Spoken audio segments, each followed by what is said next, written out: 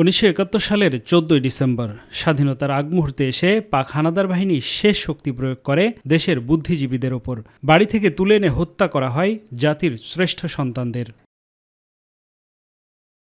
সেই ঐতিহাসিক দিনকে স্মরণ করতে মিরপুরে শহীদ বুদ্ধিজীবী স্মৃতিসৌধে ফুল দিয়ে শহীদদের প্রতি শ্রদ্ধা নিবেদন করেছেন রাষ্ট্রপতি মোহাম্মদ শাহাবুদ্দিন।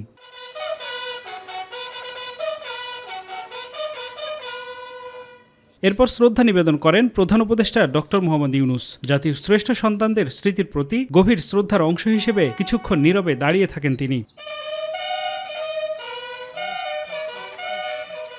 এ সময় উপস্থিত ছিলেন বীর মুক্তিযোদ্ধা, অন্তর্বর্তী সরকারের উপদেষ্টা, সামরিক ও বেসামরিক কর্মকর্তারা।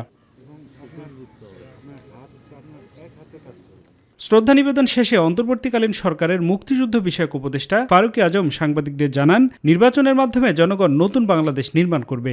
নতুন বাংলাদেশ তো জনগণ তৈরি করবে, এটা জনগণের সর্ব অবস্থান থেকে জনগণের পার্টিসিপেশনে নতুন বাংলাদেশ গড়ে উঠবে। সামনে তো একটা নির্বাচন আসছে, সেই নির্বাচনে জনগণ অংশ নেবে, আনন্দ উৎসবের সাথে অংশগ্রহণ করবে এবং তার পরবর্তী পর্যায়ে জনগণের মতামতের ভিত্তিতে যে সমস্ত সরকার আসবে বাংলাদেশে আগামী ভবিষ্যতে, তার জন্য একটা জুলাই সনদ হয়েছে, তারই ভিত্তিতে নতুন বাংলাদেশ গড়ে উঠবে। এরপর একে একে শ্রদ্ধা নিবেদন করতে আসেন বিভিন্ন রাজনৈতিক দলের নেতাকর্মী, বিভিন্ন পেশাজীবী সংগঠন সহ সর্বস্তরের মানুষ। আফজাল হোসেন, মাই টিভি, ঢাকা।